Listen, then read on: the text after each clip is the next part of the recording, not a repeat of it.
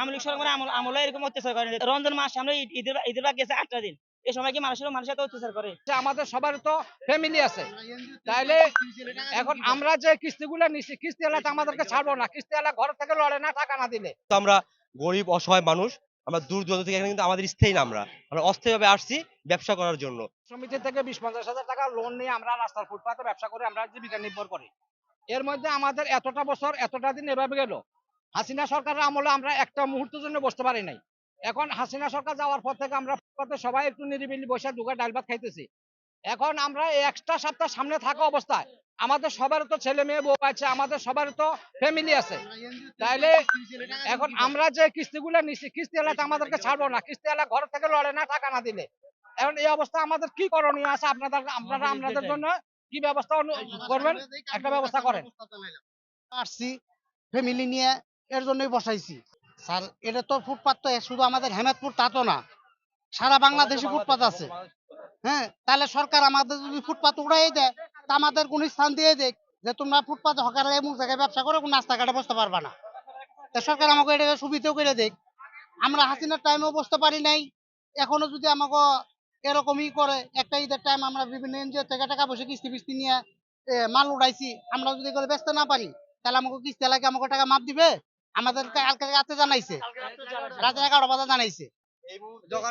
ছিল তারা সময় দিবে আমাদের, তাই না? যেহেতু আমরা গরিব অসহায় মানুষ, আমরা দূর দূরান্ত থেকে এখানে কিন্তু আমাদের স্থায়ী না, আমরা অস্থায়ীভাবে আসছি ব্যবসা করার জন্য, কিছু কামাই রোজগার করার জন্য, সংসার ফ্যামিলি নিয়ে ভালোভাবে চলার জন্য। কিন্তু আমরা এখন মনে করতেছি যে বিগত সবাই যে বলে ফ্যাসিস্ট আওয়ামী লীগ সরকার ছিল, তিনি ভালো ছিল আমাদের জন্য। গত 17 বছর আমরা এখানে 10 বছর যাবত ব্যবসা করতেছি, আমাদের এইভাবে কোনোদিন অত্যাচার করা হয়নি আমাদের উপরে। আজকে যা করা হলো, আমরা কার কাছে দিব বিচারটা? যদি আপনাদের মতো সাংবাদিকদের কাছে আমরা প্রশ্ন করি যে আমাদের বিচার, আমরা কোথায় যাবো এখন? আগামী বউ ছেলে মেয়ে সবাই আছে, আত্মীয় স্বজন আছে, সবারই কিছু না কিছু দরকার, সবাই তাকিয়ে আছে আমাদের জন্য। আমরা মার্কেট করে নিয়ে যাবো, কিছু ভালো মন্দ কিনে নিয়ে যাবো, ভালো মন্দ খাবো। আমরা এখন কি করব? যদি আপনাদের কাছে প্রশ্ন করি, দেশবাসীর কাছে প্রশ্ন রাখি, কি বলবেন? আপনারা কি উত্তর দিবেন বলেন? আমরা কিছু কিছু টাকা ঋণ করছি, এর বাস্তব আমরা সবাই, কিন্তু আমরা কিন্তু কেউ জমিদার না এখানকার। আমাদের কারো আর্থিক অবস্থা আহামরি আছে তা না, আমরা সবাই ঋণ করে ধার করে যেভাবে হোক দোকানে কিছু মাল আমরা ক্রয় করছি। আজকে এই যে এই অবস্থা, এগুলো ভিডিও করেন, এগুলো করে ছাড়েন, কি করা যায়? আমাদের নিয়ে মাল সাবানা নিছে না তো। রমজান মাস সামনে ঈদের বাকি আছে 8টা দিন। এই সময় কি মানুষের সাথে অত্যাচার করে? বসে আমরা এই জায়গায় আগে থেকে ব্যবসা করে যেতেছি, আজকে 8-10 বছর ব্যবসা করতেছি। আমলিক থেকে ব্যবসা করে যেতেছি।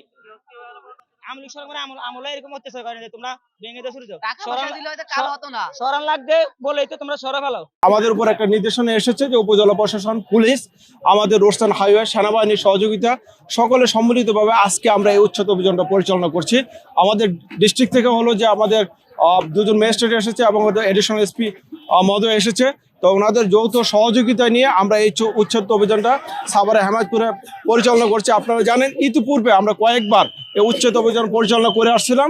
আপনাদের মাধ্যমে সাভারবাসীকে এবং অবৈধ যারা ফুটপাতে ব্যবসা করেন তাদের একটা মেসেজ দিতে চাই, আপনারা কেউ ফুটপাতে ব্যবসা করবেন না, বৈধ জায়গায় ব্যবসা করেন। উপজেলা প্রশাসনের পক্ষ থেকে যে ধরনের সহযোগিতা লাগে আমরা আপনাদেরকে সহযোগিতা করব।